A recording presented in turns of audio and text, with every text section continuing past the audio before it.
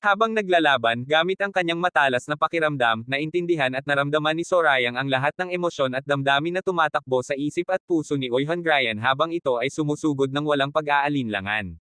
Puno ng matinding galit at pagnanais na makamatay, itinaas ni Oihan Ryan ang kanyang espada na nababalot ng nagninangas na asol na enerhiya, habang sa isip ni Sorayang ay lumilitaw ang iba't ibang damdamin na umuokupa sa kanyang kalaban, galit, pagkabalisa, gulat, at matinding katigasan ng ulo. Mas lalo pang lumalim ang pag-unawa ni Sorayang habang nakikita ang matinding titig ni Oihan Ryan, at napagtanto niya na mayroon ding nakatagong dangal, pakiramdam ng pagkawala, at kahit pagkilala at paggalang na haluan ng kakaibang damdamin sa loob ng puso ng kanyang kalaban. Nagtataka at hindi makapaniwala si Sorayang kung paano at bakit naroon ang damdaming iyon ng pagkilala at paggalang, habang nananatili siyang nakatuon sa bawat galaw at intensyon ni Oihan Ryan. Sa gitna ng matinding pagsalakay, mariing itinanong at ipinaalala ni Sorayang kay Oihan Ryan na dapat nitong matanto at tanggapin na matagal na siyang natalo at wala ng pag-asang manalo. Sa kanyang sariling isip, inisip ni Sorayang na bagamat tila nawawala na sa sarili ang kalaban, mayroon pa rin itong natitirang katinoan at pagkakaintindi sa katotohanan. Sumigaw ng buong lakas si Oihan Ryan habang ibinubuwelta ang kanyang espada, na lumikha ng matinding puwersa at alon ng enerhiya na nagpalipad ng mga bato at lupa sa paligid, habang nakaiwas at nananatiling nakatayo, idineklara ni Sorayang na bilang nagwagi sa labanang ito, siya na ang magtuturo at magbibigay ng aral na hinding-hindi makakalimutan ng kanyang kalaban. Isang napakalakas na hampas ng asol na liwanag at lakas ang tumama sa lupa, na nagdulot ng malalim na bitek at pagkawasak sa paligid, habang si Sorayang ay nakatayo lamang ng matatag at hindi natitinag sa gitna ng kaguluhan. Seryoso at puno ng intensyon ang tingin ni Sorayang habang inuutos at inaatasan si Oihan Ryan na tumingin ng mabuti at huwag ipagkait ang kanyang mga mata upang makita niya ng malinaw ang susunod na mangyayari at ang tunay na antas ng kapangyarihan. Itinaas ni Sorayang ang kanyang kamay na nababalot ng kulay pulang enerhiya, at isinigaw ang pangalan ng kanyang makapangyarihang teknik na kamay na pader na bakal, na nagdulot ng matinding pagsabog at alon ng lakas na yumayanig maging ang hangin at lupa. Ang lakas na pinakawalan ni Sorayang ay tumagos at lumampas pa sa malayo, na umabot hanggang sa mga gusali at istruktura sa likuran, nag-iwan ng matingkad na asul na liwanag at bakas ng kanyang napakalakas na kapangyarihan na kitang-kita kahit sa malayo. Nakatayo ng matatag si Sorayang sa gitna ng umiikot at nagngingit-ngit na asol at pulang enerhiya, tahimik at walang kibo habang nakatuon ang buong atensyon sa kanyang kalaban, tila hinihintay ang susunod na mangyayari. Gulat na gulat at puno ng pagtataka si Oihan Ryan habang nakatayo ng hirap at hirap, nanginginig ang buong katawan at halos hindi makapaniwala sa kanyang nakita at naranasan, habang tanong niya sa kanyang sarili kung paano nagawa ni Sorayang ang ganitong antas ng kapangyarihan at kasanayan. Hinangaan at kinilala ni Sorayang ang galing ng kanyang kalaban, sinabing kahit ang kanyang makapangyarihang teknik na kamay na pader na bakal ay nagawang tusukin at lagpasan ng espada ni Oihan Ryan, inamin din niya na kahit nagmadali siya sa paggamit nito, gumamit pa rin siya ng napakaraming madilim at lihim na enerhiya, at gayunpaman ay nagawa pa rin itong lagpasan ng kalaban.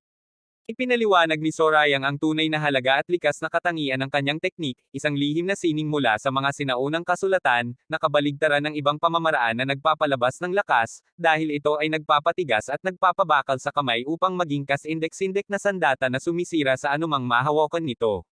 Napagtanto at inisip ni Sorayang na higit pa sa inaasahan niya ang galing ni Oihan Ryan sa sining ng espada, dahil kung nagawa nitong tusukin at sugatan ang kanyang kamay na protektado ng napakalakas na teknik, ibig sabihin ay nasa ibang antas ang kasanayan nito at higit pa sa kanyang inaakala.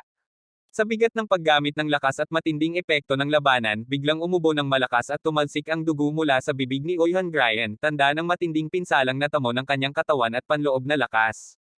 Puno ng paghihirap at pagkalito, habang tumutulo ang dugo mula sa kanyang bibig at mukha, nagtataka at napapaisip si Oihan Ryan kung anong uri ng kapangyarihan at lakas ang kinakaharap niya, na tila walang kapantay at hindi maunawaan.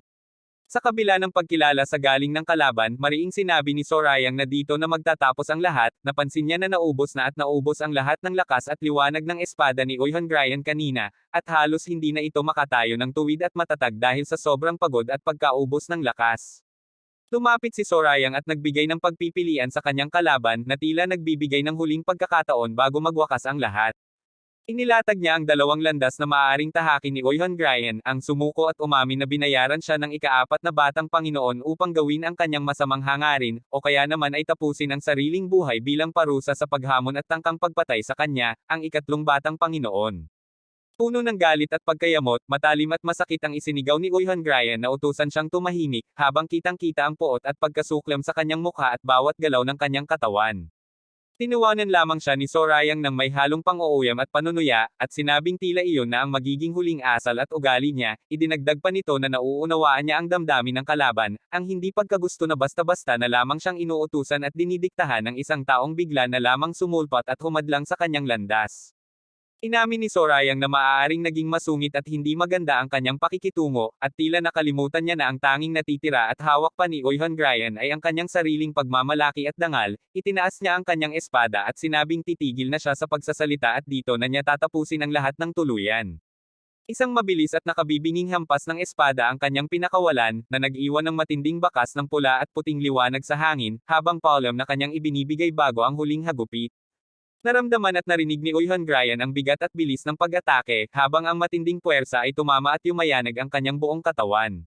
Nanlaki ang mga mata ni Uy Hongrian sa gulat at matinding pagkabigla, habang tumutulo ang dugo mula sa kanyang mukha at bibig, hindi makapaniwala sa bilis at tindi ng nangyari.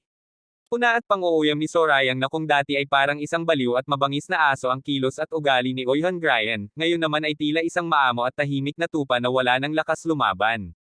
Nagtatakang tanong ni Sorayang kung bakit hindi man lang umilag at gumalaw ang kalaban sa huling atake. Sa halip na sumagot, inamin lamang ni Uy Hongrian na wala na siyang lakas at kakayahang gawin pa iyon. Muling nagtanong si Sorayang kung dahil ba doon ay ibinaba at binitawan din nito ang sarili nitong espada.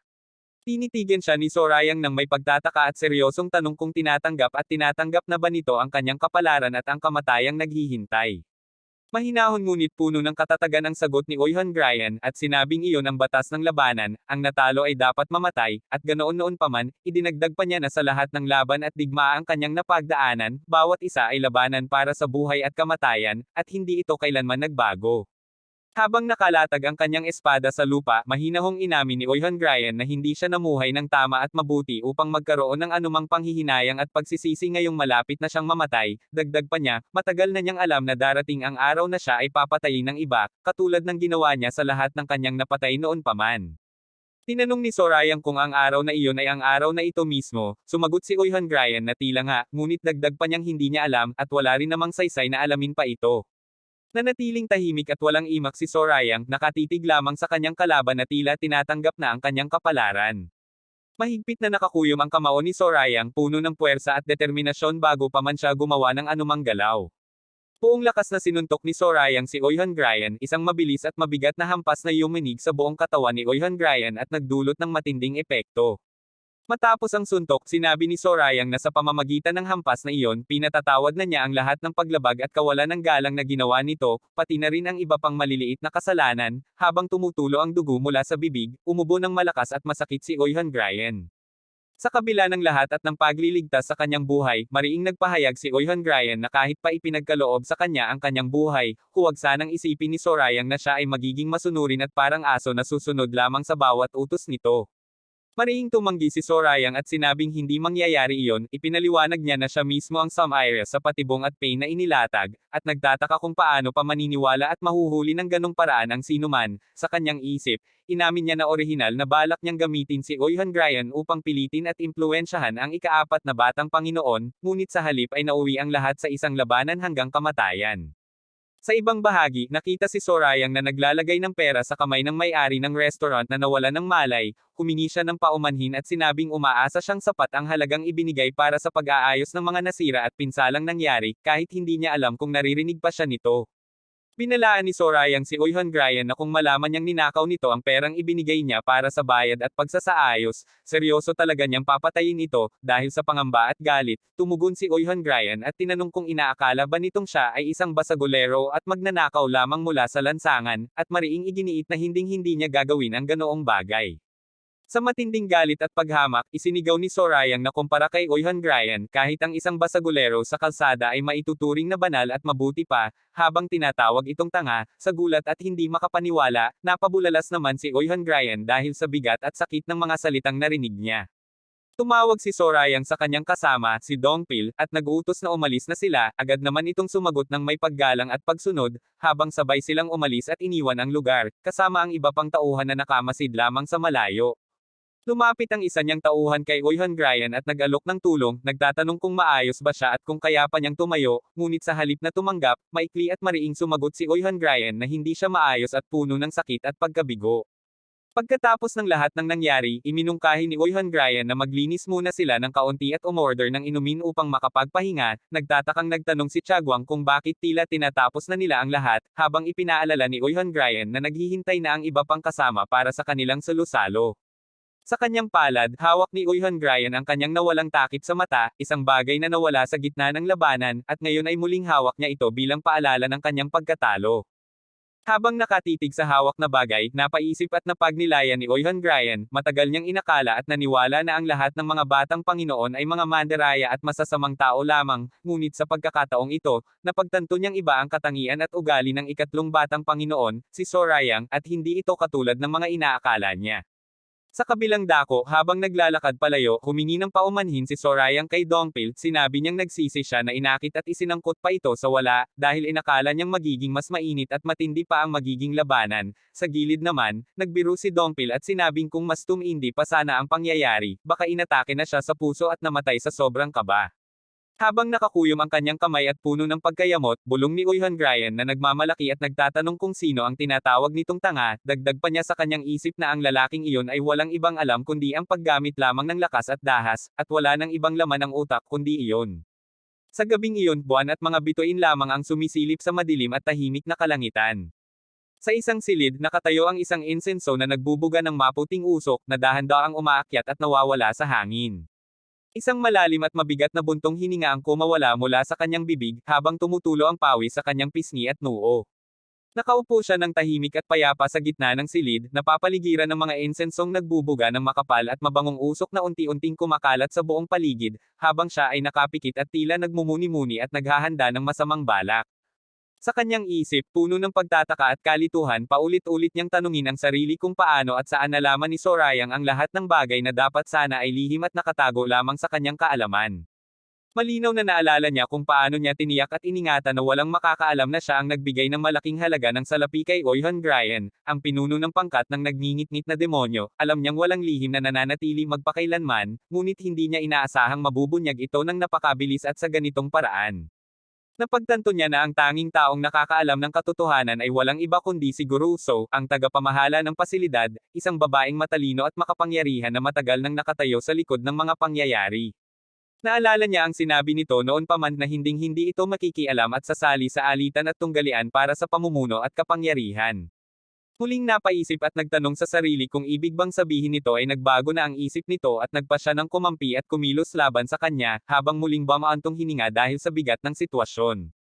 Ngunit pagkaraan ng ilang sandali, kanyang inisip na hindi na mahalaga at may saysay pa ang malaman ang dahilan, sa lalong madaling panahon, tiyak na mawawala na sa paningin at alaala ng lahat si Sorayang, at wala nang makakapagtanong at makakaalam pa ng anuman. Isang masama at nakakatakot na tingin ang sumilay sa kanyang mukha habang inaalala niya ang kanyang lihim at nakamamatay na gawa, ang mga insensong kanyang hinaluan at pinaghalo ng puro at matapang na laso na kayang pumatay sa isang iglap.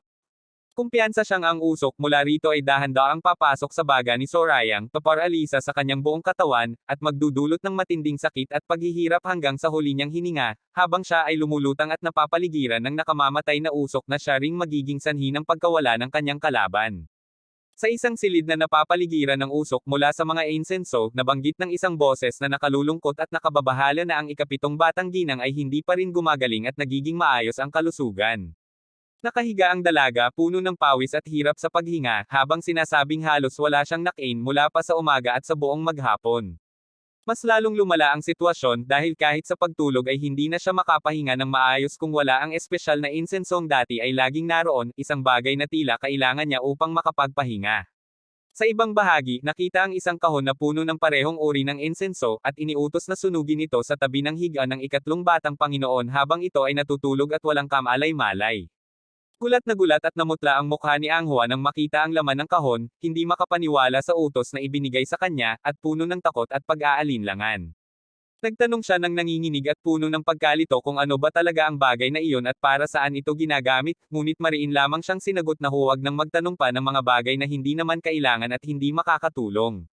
Tinangka niyang tumanggi at ipinaliwanag na hindi niya magagawa ang utos na iyon dahil hindi niya alam kung ano ang epekto at gamit nito, at ayaw niyang gumawa ng bagay na maaaring makapinsala at makapatay sa iba. Sumagot si Shinwei ng walang awa at paliwanag, at ipinaalala na sa loob ng 2 araw, magsisimula ng kumilos at kumalat ang mga parasito sa kanyang katawan, kung hindi siya makakakuha ng gamot at lunas sa itinakdang oras, ang sakit na kanyang mararanasan ay hindi makakayanang tiisin at magiging matindi ang kanyang pagdurusa. Mariing ipinaalala na hindi na ito usapin ng kaya at hindi niya magawa, ang tanging bagay na mahalaga ay ang kanyang buhay, kung nais pa niyang mabuhay, kailangan niyang sumunod at gawin ang lahat ng inuutos sa kanya. Muli at nang mas mariing tinawag ang pangalang Anghua, dahilan upang ang dalaga ay mapabalikwas at lalong matakot, hindi alam kung ano ang mangyayari at kung bakit siya tinatawag ng ganoon. Nang makita niyang si Sorayang ang tumawag, nanginginig at puno ng pagtatakang nagtanong siya kung siya ba talaga ang tinawag ng kanyang Panginoon, sa halip na sagutin ito, humiling lamang si Sorayang na dalhan siya ng pagkain para kay Goldie. Agad at buong bilis na sumagot ang dalaga na oo at susunod siya, habang tumutulo ang pawis sa kanyang noo at puno ng kaba ang kanyang buong katawan. Mabilis siyang yumuko at nangakong kukunin niya ito agad-agad at babalik kaagad, pagkatapos ay nagmadaling umalis upang gawin ang utos habang si Sorayang ay nakatingin lamang ng tahimik. Pagkaalis nito, napansin at nabanggit ni Sorayang na nitong mga nakaraang araw ay tila laging pagod at may dalang mabigat na damdamin si Anghua, samantala, si Goldie ay masiglang tumugon at tumawag pabalik. Hinaplos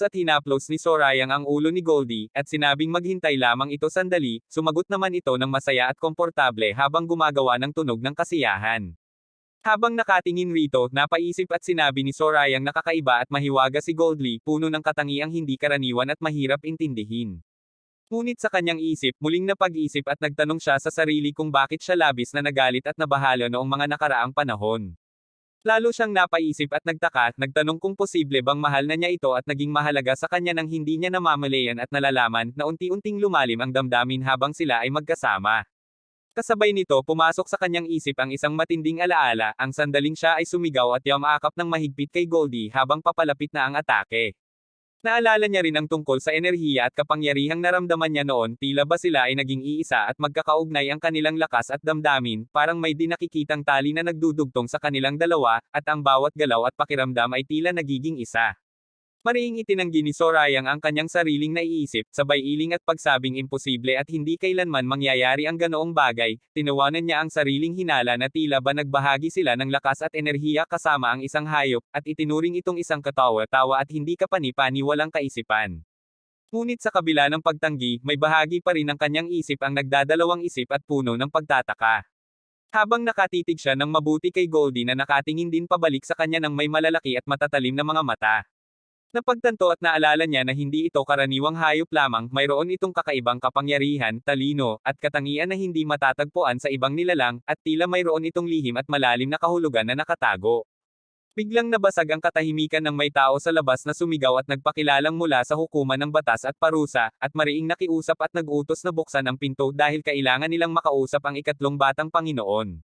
Pumasok si Dongpil ng pagmamadali at pag-aalala, at ibinalita na hinahanap siya ng mga tao mula sa hukuman, nagtatakang nagtanong si Sorayang kung ano ang dahilan at kung bakit siya hinahanap ng ganito.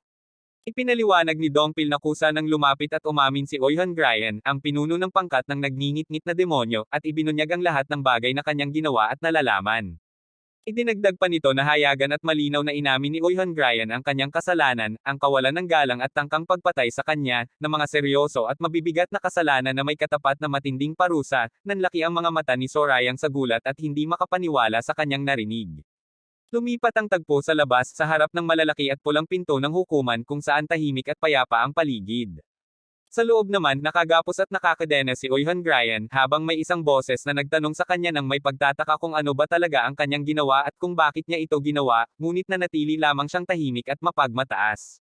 Humarap sa kanya si Sorayang at ipinaalala ang sinabi niya noon na sa pamamagitan ng isang suntok, pinatawad na niya ang lahat ng paglabag at kasalanang ginawa nito, nagtataka siya kung bakit pa ito umamin at nagdulot ng mas malaking gulo, gayong pinatawad na at tinanggap na niya ito. Mahinahon ngunit mariing sinabi ni Oihan Gryan na si Sorayang mismo ang nagbigay ng kapatawaran at pagkakataon sa kanya, at iyon ang katotohanang alam nilang dalawa. Nakataas ang kilay at puno ng pagtatakang nagtanong si Sorayang kung bakit pa ito gumagawa ng gulo at nagpapahirap sa kanya, at kung ito ba talaga ang sarili nitong pinili na kapalaran. May halong inis at pagsagot na puno ng damdamin, sinabi ni Uy Hongrian na iyon mismo ang dahilan kung bakit siya naroon at nakakulong, dahil iyon ang kanyang napagpasyahan at tinanggap na wakas.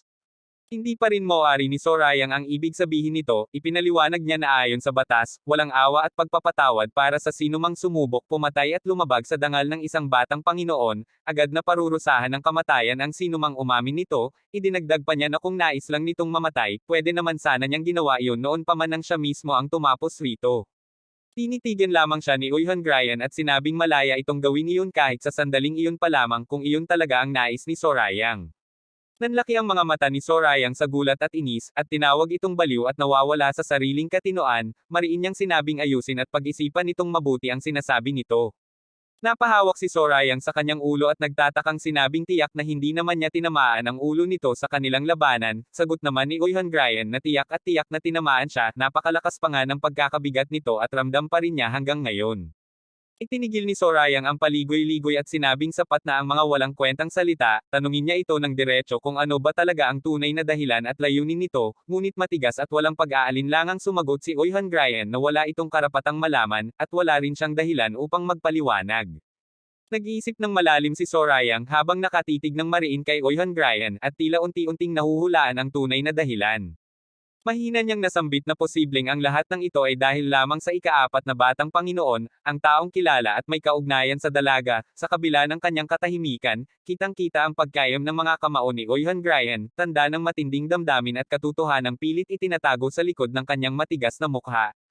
Itinuloy ni Sorayang ang kanyang tanong, tinatanong kung ginawa ba niya ito upang tuparin ang isang pangako at kasunduan na ginawa nito kasama ang nasabing Panginoon, nagtataka siya at idinagdag na kung talagang nais nitong manahimik at itago ang katotohanan, dapat sana ay nanatili na lamang itong tahimik hanggang sa huli, hindi niya mauari kung bakit kailangan pa nitong umamin at magdulot ng gulo, na nagtulak naman sa kanya upang pumunta at harapin ito sa kulungan.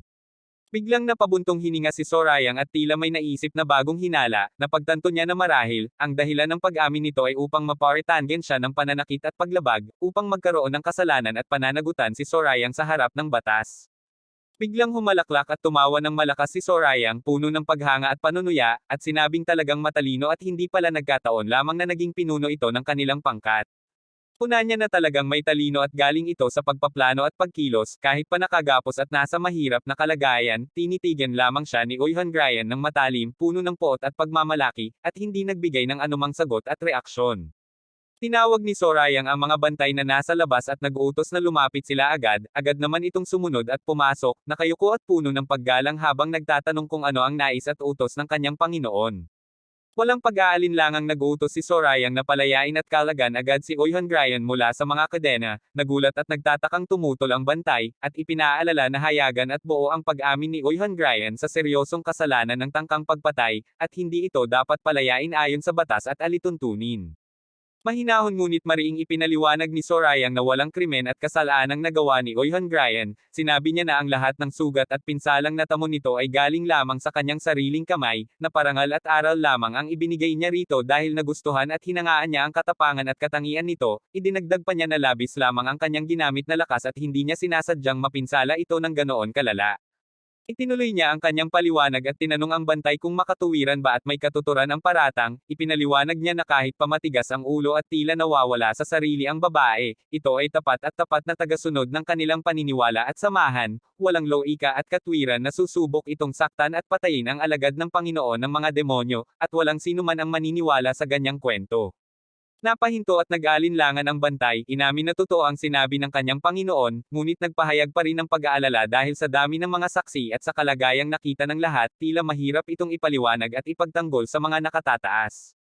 Biglang lumiwanag ang mukha ni Sorayang at tila nagliyab ang kanyang aura habang ipinapaalala na ang mismong sangkot at biktima na si Uy Hongrian ay nagsasabing walang katotohanan ang paratang, nanlaki ang mga mata at natigilan ang bantay sa biglaang pagbabago ng kanyang tinig at kilos, sumagot ang bantay na palayain na niya agad ang pinuno ng pangkat ng nagngingit-ngit na demonyo, si Uy Hongrian.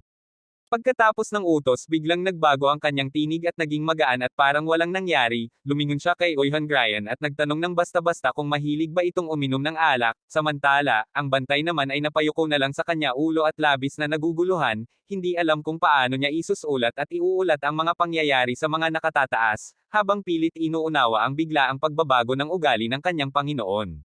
Nanatiling tahimik at walang imak si Oy Ryan, nakatitig lamang ng matalim at puno ng pagtataka kay Sorayang. Kinuha ni Sorayang ang kanyang katahimikan bilang pagsang-ayon, sinabi niyang itinuturing niyang oo ang sagot nito, at inanyayahan itong pumunta sa kanyang tirahan kapag may oras na ito upang magkasama silang uminom at magpahinga, bago siya tuluyang umalis, dagdag pa niyang utos na magdala ito ng sariling merienda upang hindi na magkaroon ng dagdag na gawin at pasanin ang kanyang mga katulong. Nanatiling nakatulala at walang nasambit si Oyhan Ryan, puno ng pagkamangha at inis sa kanyang narinig, hindi siya makapaniwala na matapos ang lahat ng seryosong pangyayari at paratang, ito pa ang huling sasabihin at aalukan sa kanya ni Sorayang, tila babale wala lamang dito ang lahat ng seryosong bagay na kanilang pinag-usapan. Lumipat ang tagpo sa isang payapa at tahimik na lugar, kung saan nagtanong si Dongpil kung ano kaya ang tunay na dahilan kung bakit ginawa ni Oyhan Ryan ang lahat ng iyon, ang umamin at isakripisyo ang sarili sa harap ng batas at parusa. Mahinahong sumagot si Sorayang na malinaw naman ang dahilan, upang mabuhay, iyon lamang at wala nang iba pa, ibinunyag niya na natuklasan niya ang isang lihim, tinanggap at kumuha ito ng malaking halaga ng salapi mula sa ika-4 na batang Panginoon, at ito ang ugat ng lahat ng nangyari. Nanlaki ang mga mata ni Dongpil sa gulat at nagtanong kung ibig bang sabihin ay umamin lamang si Oyhan Ryan at pumasok sa kulungan upang maitago ang katotohanan iyon at upang manatili siyang buhay. Tumugon si Sorayang na iyon mismo ang katotohanan, hindi nito maamin na kumuha ito ng pera matapos mangako na hindi gagawa ng ganoon, at lalong ayaw nitong damay at maparusahan pa ang kanyang mga kasama at tauhan. Tinitigan ni Sorayang ang kawalan at sinabing batid niya ang katangian at ugali ng babae, sigurado siya na kaysa hayang maparusahan at mapahamak pa ang kanyang mga nasasakupan, mas pipiliin pa nitong tapusin ang sariling buhay at pasanin ang lahat ng parusa kaysa makitang nagdurusa ang kanyang mga kasama, iyon ang kanyang prinsipyo at dangal bilang pinuno. Nagtatakang itinuro ni Dongpil na umalis agad si Sorayang pagkatapos ng labanan, kaya naman sana ay nagkaroon ng pagkakataon si Oyhan Ryan na manahimik na lamang at magkunwaring walang nangyari, para sa kanya, hindi na kailangan pang umamin at isakripisyo ng babae ang sarili kung ganito naman ang naging wakas ng gulo. Paliwanag ni Sorayang na hindi iyon naging madali dahil maraming saksi ang nakakita sa pangyayari at hindi rin maiwawaksi ang katotohanang nawasak at nasira pa ang bahay-kainan kung saan ito naganap, kinailangang may managot at sumagot sa batas, dahil kung hindi ay lalo lamang lalala at lalawak ang gulo at mga isyu na kaugnay nito. Idinagdag pa niya na bukod sa kanya at sa mga nakakita, mayroon pang isa pang dahilan at banta na kinatatakutan at inaalala ni Oyhan Ryan, ang ika-4 na batang Panginoon, si Hong Yuomon, ang lalaking ito ang tunay na ugat at dahilan kung bakit napilitan ang babae na gawin ang lahat ng ito. Ipinaliwanag niya na dahil nakipaglaban ito sa kanya, kung natapos lamang sana ang lahat ng walang anumang parusa at kahihinatnan, iisipin ng ika-4 na Panginoon na kumampi at lumipat na ng panig ang babae kay Sorayang, kapag nangyari iyon, kakalat at magkakalat ito ng mga usap-usapan na tumanggap ng suhol at panunuhol ang buong pangkat, at tiyak na mapapahamak at medadami pati ang lahat ng kasama ni Oyhan Ryan. Kaya naman, ang pag-amin at pagpasok nito sa kulungan ang naging pinakamainam at tanging paraan lamang upang iligtas ang lahat. Sa ganitong paraan, wala nang pagdududa at hinala ang ika-4 na Panginoon, iisipin naman ng ibang saksi na naayos na at nasolusyonan na ang problema, at higit sa lahat, dahil siya na ang yumako sa lahat ng kasalanan, nanatiling ligtas at malaya ang kanyang mga tauhan at kasama. Lalong naguluhan si Dongpil at itinuro na ang kasalaanang inamin nito ay ang kawalan ng galang at tangkang pagpatay kay Sorayang, mga bagay na kapag napatunayan ay tiyak na parurusahan ng kamatayan, kailangan lamang sana niyang magsalita at itama ang lahat, ngunit imbes na gawin iyon, isinapanganib pa rin ng babae ang sariling buhay kahit hindi naman niya alam kung ano ang gagawin at magiging pasya ni Sorayang, hindi niya maintindihan kung bakit naging ganoon kapanganib at walang pag-iingat ang ginawa nito. Inamin ni Sorayang na kahit sa kanya ay tila naging padalos-dalos at mapanganib din ang naging pasya nito, ngunit tila ganoon talaga ang naging takbo at pamumuhay nito mula pa noon.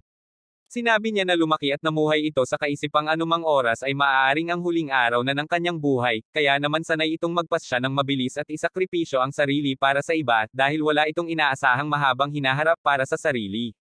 Gayunpaman, para kay Dongpil ay napakalaki pa rin ang panganib at sugal na ginawa nito, dahil ibinuhos at ipinaubaya nito ang lahat sa kapalaran at hindi tiyak na kalalabasan. Tinanong naman siya ni Sorayang kung bakit niya ito tinatawag na sugal, dahil sa katotohanan ay nakamit naman nito at nakuha ang mismong nais at layunin nito mula pa sa simula. Nanlaki ang mata ni Dongpil at nagtanong kung ano ba talaga ang ibig niyang sabihin at kung ano ang naging layunin ng babae. Nakangiting sumagot si Sorayang na malinaw naman, ang tunay na nais at nagawa nito ay ang iligtas at protektahan ang kanyang mga tauhan at nasasakupan, at iyon mismo ang tunay na tagumpay na nakamit nito. Inilarawan ni Sorayang ang katangian ni Oihan Ryan, kakaiba at mahirap hulaan ang ugali, ngunit walang pag-aalinlangan na mabuti at mapag-aruga sa kanyang mga tauhan at nasasakupan, at idinagdag niya na kahit ganoon, hindi may kakaila na sadyang mapanganib at padalos, dalos din ito mag-isip at kumilos, na siya ring dahilan kung bakit marami ang nahihirapang umunawa sa kanya. Lihim na humanga at namangha si Dongpil sa kanyang isipan, nagtataka kung paano at saan nakuha ni Sorayang ang ganoong lalim ng pagkaunawa at talino sa murang edad pa lamang, madalas niyang maramdaman na tila mas may gulang, mas maunawain, at mas matatag pa ang isipan ng kanyang Panginoon kaysa sa kanya, kahit na siya ay mas matanda naman dito. Biglang umalangaw-ngaw ang malalakas at mabibigat na katok sa pinto, tila paputok na sa lakas at puwersa nito. Nag-alala at sumigaw si Sorayang na baka masira at masiraan na ng bisagra ang pinto dahil sa lakas ng pagkatok, at sinabing nakabukas naman ito at maaari nang pumasok ang nasa labas. Dahan daw ang bumukas ang pinto at pumasok si Oihan Ryan. Napuno ng pagmamadali at walang paligoy-ligoy na humingi ng alak, ang ipinangako ni Sorayang noong sila ay nagkita sa kulungan. Hindi lang alak ang dala niya kundi dalawang malalaking supot ng pagkain na kanyang inihanda, buong pagmamalaki niyang ipinakita ito at sinabing nagluto rin siya ng mga makakain na bagay na isasabay sa inumin, gaya ng hiling din ni Sorayang noon pa man. Nanlaki ang mga mata at sabay na napabulalas ng pagkamangha ang dalawang, hindi makapaniwala na talagang tinupad at ginawa ni Oihan Ryan ang lahat ng sinabi at napag-usapan nila. Sa ibabaw ng mesa ay inilatag ang iba't ibang uri ng masasarap na ulam, mga niluto at inihanda ng maigi, na tila gawa ng isang mahusay na kusinero, puno ng amoy at kulay na nakakatakam. Habang nakatitig sa mga pagkain, muling nagtanong si Sorayang kung talagang siya mismo ang nagluto at naghanda ng lahat ng ito, si Dongpil naman ay dahan-daang lumapit at hinawakan ang mga ito, at inamin na hindi lamang ito mukhang masarap, kundi sadyang napakaganda at kaaya-aya ng pagkakagawa at ayos ng mga pagkain. Biglang nagulat at napatanong si Oihan Ryan kung may mali ba at kung bakit ganoon ang reaksyon nito, naramdaman ni Oihan Ryan na parang minamaliit siya, kaya naman sumagot siya ng may bahid ng pagmamalaki at inis, sinasabing sanay at mahusay siya sa pagluluto at matagal na niyang alam ang ganyang gawain, idinagdag pa niya na kung ayaw naman nilang kumain ay huwag na lamang silang kumain, hindi siya mapipilit. Lihim na nag-uusap ang dalawang, at inamin ni Sorayang na akala niya ay si Oihan Ryan ang pinakabaliw at pinakakakaibang tao sa buong samahan, ngunit tila nagkakamali siya, baka naman ito ang pinakamahusay na tagaluto sa lahat. Si Dongpil naman ay umiling-iling at inamin na kahit siya ay walang kaalam-alam na may ganoon pala itong galing at kakayahan. Walang sinayang na oras, ibinuhos ni Oihan Ryan ang malinaw at mabangong alak mula sa banga patungo sa malalaking mangkok. Nanlaki ang mata ni Sorayang nang makita niyang itinaas ni Oihan Ryan ang buong mangkok upang inumin ito ng sabay-sabay, nagtanong siya kung ganoon ba talaga ang paraan nito ng pag-inom, at sumagot naman si Oihan Ryan ng seryoso at puno ng paninindigan, na kapag maliit na baso lamang ang gamit, hindi niya lubos na nararamdaman at nalalasahan ang tunay na lasa at bisa ng alak. Nang maubos ang laman ng mangkok, sumigaw si Oihan Ryan na napakasarap at tunay na dekalidad ang alak, habang tila napapasaya at nawawala ang pagod sa kanyang mukha, nanlaki ang mga mata ni Sorayang at tumulo ang pawis sa kanyang noo, hindi makapaniwala sa lakas at tapang ng babae, habang lihim na inisip na sadyang napakalakas at matapang ng inumin na iyon. Napansin ni Oihan Ryan na nakatitig lamang sa kanila si Dongpil at hindi kumikibo. Kaya naman napakunot ang kanyang noo at nagtatakang tinanong kung bakit ito nakatayo lamang doon at walang ginagawa. Lumingon si Sorayang kay Dongpil at imbitahan itong umupo at makisalo sa kanila, sinabi niya na kung hindi naman ito sasama sa pag-inom, mas mabuti pang pumasok na lamang ito at magpahinga kaysa tumayo at magbantay sa gilid, ngunit mariing tumanggi si Dongpil at sinabing hindi siya maaaring umalis at magpahinga. Ipinaliwanag ni Dongpil ang kanyang dahilan, hindi niya matiyak kung kailan muling magwawala at mawawala sa sarili ang pinuno ng pangkat ng nagngingit-ngit na demonyo, kaya naman kailangan niyang magbantay, buong katapatan niyang sinabi na sa pagkakataong ito, tiyak at sisiguraduhin niyang mapipigilan at mapapatigil niya ito kung may masamang mangyayari. Tinuro ni Oihan Ryan ang katapatan at debosyon ni Dongpil, sinasabing higit pa ito sa tanyag na katapatan ni Guan Yu, sa halip na humanga, pabirong tinanong ni Sorayang kung ang ganoong katapatan ay hindi na ba maituturing na pag-ibig at pagmamahal na sa kanyang Panginoon. Biglang ngumisi at hinamon ni Oihan Ryan si Dongpil, tinatanong kung tiyak ba talaga ito na kaya at may kakayahan itong pigilan siya kung nais niya, idinagdag pa niya na dapat itong marunong lumugar at alamin kung hanggang saan lang ang kaya at kapangyarihan nito kumpara sa kanya.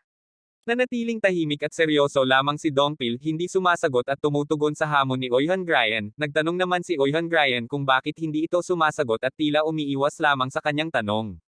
Pumagitna si Sorayang at pabirong sinabi na sa kalagayan ni Oihan Ryan, lalo na at lasing at pagod, tiyak na madali itong matalo at mapasuko ni Dongpil, mabilis na itinamen ni Oihan Ryan at ipinagtanggol ang sarili, habang paalala ni Sorayang na huwag maliitin ang kakayahan ng kanyang tauhan, mariing tumutol si Oihan Ryan at idineklara na hindi ito katotohanan dahil siya ang pinuno ng kanilang pangkat at hindi basta-basta matatalo.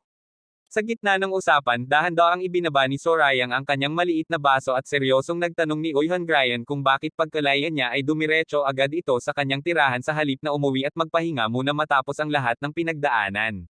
Nakangiting sinabi ni Sorayang na hindi niya inaasahang pupunta at magpapakita ng hayagan at lantaran si Oihan Ryan sa kanyang tirahan, nag-alala pa siya at nagtanong kung hindi ba mapapahamak si Oihan Ryan kapag nalaman ng ikaapat na batang Panginoon na narito ito at nakikipagkita sa kanya. Marihing sumagot si Oihan Ryan at sinabing huwag itong mag-aksaya ng oras at pag-iisip sa pag-aalala para sa kanya, dahil hindi naman ito ang oras para isipin pa niya ang kalagayan ng iba. Idinagdag pa ni Oihan Ryan na sa katotohanan, mas nasa panganib at mas malaki ang kapahamakang maaaring dumating kay Sorayang kaysa sa kanya, nagulat at nagtanong si Sorayang kung ano ang ibig nitong sabihin at kung bakit niya nasasabi iyon. Ipinaliwanag ni Oihan Ryan na kilala niyang maigi ang ugali ng ikaapat na batang Panginoon, sanay ito gumamit ng marurumi at mapanlinlang na paraan at pandaraya upang makuha ang kanyang nais, at walang sino mang makapagsasabi kung ano ang susunod niyang gagawin. Nagpatuloy si Oihan Ryan sa pagbabahagi ng kanyang nalalaman, marami palang tao ang lihim na nasa ilalim ng kapangyarihan at kontrol ng nasabing Panginoon, ang mga taong ito ay handang gumawa ng kahit ano at anumang utusan, basta't kapalit ay malaking gantimpala at salapi. Sa ibang bahagi ng palasyo, nagtanong ang isang tauhan kung dapat ba nilang tawagin at ipatawag na rin ang pinuno ng tunay na pangkat ng demonyo upang humarap at tumulong sa kanilang plano at layunin. Tumanggi si Yuamon at sinabing hindi na kailangan, ipinaliwanag niya na kung hindi man natalo ng pinuno ng pangkat ng nagngingit-ngit na demonyo si Sorayang, tiyak na ganoon din ang mangyayari kung isasama pa nila ang pinuno ng tunay na pangkat, masama lamang itong ideya para sa kanila. Sumagot si Shinwei na hindi dahil sa awa at pakikiramay kay Sorayang napalaya si Oihan Ryan, kundi dahil lamang sa kagustuhan at pasya ng ikatlong batang Panginoon. Inamin ni Yuamon na naisip at pinaghinalaan niya na baka nagtaksil at lumipat ng panig si Oihan Ryan, ngunit sa ngayon ay wala na siyang pakialam at hindi na niya ito kailangang asikasuhin, bigla niyang iniba ang usapan at nagtanong kung ano na ang kalagayan at paghahanda ng laso na insenso na kanilang inihahanda. Sumagot si Shinwei na 2 araw nang hindi bumabalik at nag-uulat sa kanya ang utosang babae na inatasan para rito, humalaklak si Yuamon at sinabing tiyak at sadyang matapat at tapat na naglilingkod ang utosan ni Sorayang. Marahas niyang dinurog at pinisa ang isang maliit at nakapipinsalang insekto na hawak niya, at habang tumatalsak ang likido nito, buong panganib na sinabi niya na sa halip na ito, ay maghahanda at magbibigay siya ng ibang uri ng regalo at sorpresa para kay Sorayang. May halong masamang ngiti kay Yuamon at sinabi na umaasa siyang magugustuhan ni Sorayang ang bagong handog na kanyang inihanda, sinabi pa niya na sa kabila ng pagmamalaki at pagiging mataas ng kilos ni Sorayang, tiyak na hindi nito inaalam ang tunay na kalagayan at mga lihim na nangyayari mismo sa loob ng kanyang sariling tahanan, buong galit at pagnanasa niyang sinabi na ituturo at ipadarama niya kay Sorayang kung ano ang pakiramdam ng maging walang magawa at walang laban. Sa kabilang dako, habang nag-uusap pa rin sina Sorayang at Oihan Ryan, inilalahad ni Oihan Ryan ang katotohanan, binayaran at sinuhulan ng ikaapat na batang Panginoon ang maraming tao kapalit ng kanilang katapatan at serbisyo. Idinagdag pa ni Oihan Ryan na ang ilan sa mga taong iyon ay may utos na kitilin ang kanyang buhay, at ito ang dahilan kung bakit siya nasa panganib, tumanggo lamang si Sorayang bilang pagsang-ayon sa kanyang sinabi. Nagtanong si Sorayang ng tuwiran kung bakit niya ito sinasabi at ibinabahagi sa kanya, lalo pat sa katotohanan, maituturing din siyang isa sa mga taong binayaran at nasa ilalim ng impluwensya ng nasabing Panginoon. Nanatiling tahimik at walang imak si Oihan Ryan habang nakatitig lamang sa baso ng alak na nasa ibabaw ng mesa. Nagsalita siya at sinabing ang lahat ng kanyang ginagawa at sinasabi ay itinuturing niyang kabayaran at ganti sa kabutihang ipinakita at ginawa ni Sorayang para sa kanya. Napangiti lamang si Sorayang ng bahagya, puno ng pagkaunawa at pagtanggap sa sinabi ni Oihan Ryan. Kinuha ni Sorayang ang banga at nag-alok pa ng karagdagang inumin, tinanong niya kung nais pa nitong dagdagan, at agad namang sumagot si Oihan Ryan na punuin ito ulit, walang pag-aatubiling ibinuhos ni Sorayang ang alak hanggang mapuno ang mangkok.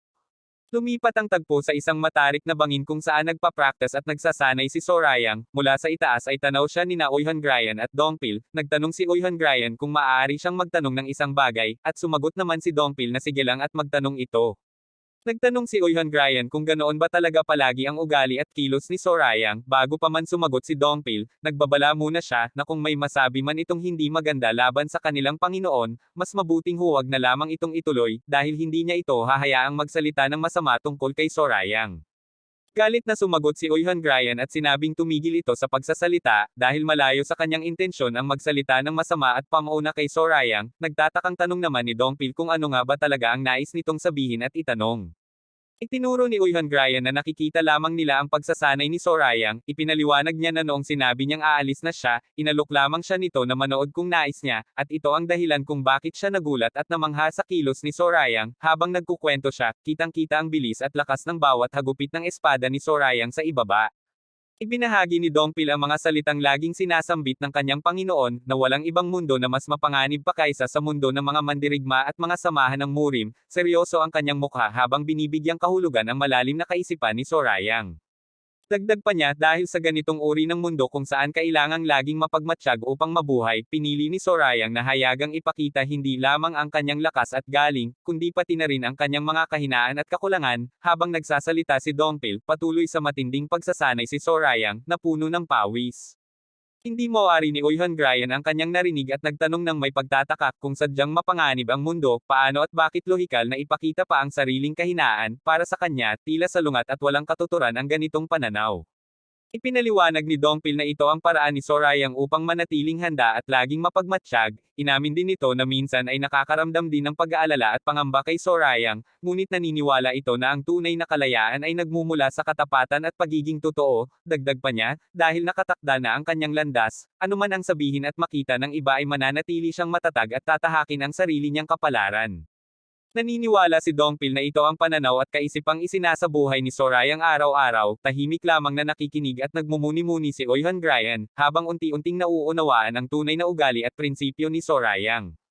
Unti-unting naintindihan at tanimo sa isipan ni Eun Ryan ang mga salita, na ang paglalantad ng sarili ay daan patungo sa tunay na kalayaan, at ang pagiging tapat at totoo ang unang hakbang upang makamtan ito. Puno ng pagkamangha at paggalang ang kanyang mukha habang pinagmamasdan si Sorayang mula sa malayo. Inamin ni Eun Ryan na hindi pa siya nakakakilala ng sinumang katulad ni Sorayang at hindi niya akalain na mayroon palang taong namumuhay ng may ganitong kaisipan at paniniwala. Biglang napansin ni Eun Ryan at itinuro na mas bata naman pala si Sorayang kaysa sa kanilang dalawa. Mabilis na pinatigil siya ni Dongpil at mariing sinabi na walang kinalaman ang edad sa pagkatuto at karunungan, at hindi dapat ito maging batayan ng paghuhusga. Sa ibaba, naramdaman ni Sorayang ang balanse ng kanyang mga galaw at humanga sa sarili niyang natuklasan. Napagtanto niya na kahit hindi niya tuwirang ginagamit ang pamamaraan ng pag-angat sa langit na natutunan niya noong siya ay mamamatay tao pa lamang, maganda at maayos itong nakakapagsama at nakakatugma sa mga sining ng demonyo na kanyang pinag-aaralan ngayon. Inalala niya ang nakaraan, noong una ay hindi niya balak gamitin ang dating natutunan, dahil nais niyang ibuhos ang lahat ng pansin sa bagong sining, ngunit sa huli ay napagtanto niyang naging perpekto ang lahat, hindi kailangang itapon ang mga dating kaalaman, at lalo lamang lumakas at naging buo ang kanyang kakayahan. Napagtanto niyang mali at mapagmataas ang kanyang dating kaisipan na paghiwalayin at pagpiliin ang bawat sining at kakayahan. Hindi niya kailangang itapon ang dating galing upang matutunan ang bago. Naintindihan niya na kung nais niyang pumatay, gagamitin niya ang pamamaraan ng mamamatay tao. Kung kailangang maghari at lumakas, gagamitin naman niya ang kapangyarihan ng demonyo. Lahat ay nakadepende lamang sa sitwasyon at kalaban. Lumawak ang kanyang pananaw at pangunawa dahil sa pag-aaral ng iba't ibang uri ng sining. Ang bawat pamamaraan ay nagkaroon ng bagong kahulugan at gamit, at mas marami na siyang paraan at diskarte upang gamitin ang kanyang lakas ayon sa kanyang kagustuhan. Mula sa itaas, pumalakpak ng malakas si Dongpil, puno ng paghanga at pagsang-ayon sa galing at talino ng kanyang Panginoon. Napansin ni Sorayang ang dalawa at nagulat nang makitang naroon pa rin sila. Nakangiting nagtanong siya kung may kailangan ba sila, o kung nais ba nilang inumin upang mawala ang hilo at pagod mula sa kanilang nakaraang pag-inom. Mabilis ding idinagdag ni Eun Ryan ang tanong kung gusto ba nilang uminom ulit. Nanlaki ang mata ni Sorayang at nagtanong kung balak ba nitong uminom na naman, matapos lamang nilang ubusin ang maraming alak kanina. Tugon naman ni Eun Ryan nang walang bahid ng pag-aalinlangan, na ang tanging lunas at gamot sa pagkalasing ay wala ng iba kundi ang alak din mismo. Tumingin si Sorayang sa kanyang palasyo na maliwanag sa ilalim ng buwan, at sinabing kilalang-kilala at pinakamasarap ang sabaw na pampawala ng hilo na niluluto ni Anghua. Nagtataka at nag-aalala siyang sinabi sa sarili na sana ay gising pa ito sa ganitong oras upang makapaghanda para sa kanila. Muli na namang iminungkahi ni Oyhan Ryan na magpatuloy na lamang sila sa pag-inom, ngunit mariing tumanggi si Sorayang at itinaboy siya, sinasabing umuwi na lamang siya at doon na mag-inom kung iyon talaga ang nais niya. Bigla niyang narinig ang isang malakas at nakakabagabag na ingay mula sa loob, na tila may bumagsak at nahulog, nanlaki ang kanyang mga mata sa pagtataka at bigla ang pangamba, at agad siyang kumilos upang alamin kung ano ang nangyari. Pagpasok niya, nakita niyang nakahandusay sa sahig si Anghua at nanginginig at nahihirapang huminga. Sumigaw siya ng malakas at tinawag ang pangalan nito, puno ng takot at pag-aalala sa kanyang kalooban. Agad siyang lumapit at binuhat ito, marahang tinatapik ang pisngi at tinatawag upang gisingin ito. Nang magkamuwang ng bahagya si Anghua, kumahagulgol itong nagsabi na sobrang sakit ng kanyang tiyan at katawan, at tila may tumutusok at kumakain sa kanyang loob. Inilapat ni Sorayang ang kanyang kamay sa pulso ni Anghua, at sa pamamagitan ng kanyang enerhiya ay naramdaman niya ang nakakabagabag na katotohanan, mayroon itong matinding pinsala sa loob, at tila mayroong lason at bagay na unti-unting sumisira at pumapatay sa kanyang katawan mula sa loob palabas. Habang unti-unting nanghihina, pabulong na inamin ni Anghua na hindi niya nagawa ang utos, at sinabing ginawa lamang niya ang lahat dahil inutusan siya ng mga ito, puno ng luha at panghihinayang ang kanyang mukha habang sinasambit ang mga salitang iyon. Lalong naguluhan at nag-alala si Sorayang, at nagtanong kung sino ang tinutukoy nitong sila at kung ano ang tunay na nangyari, ngunit bago pa man makasagot ng lubusan, muling nawala ng lakas at napabulalas ng ubo si Anghua. Napagtanto ni Sorayang na mabilis na lumalala at lumalubha ang kalagayan ni Anghua, at wala ng oras upang magtanong pa, binuhat niya ito ng maigi at mariing nagpasya sa kanyang sarili, na ang una at pinakamahalagang gawin ngayon ay iligtas ang buhay ng dalaga, anuman ang mangyari.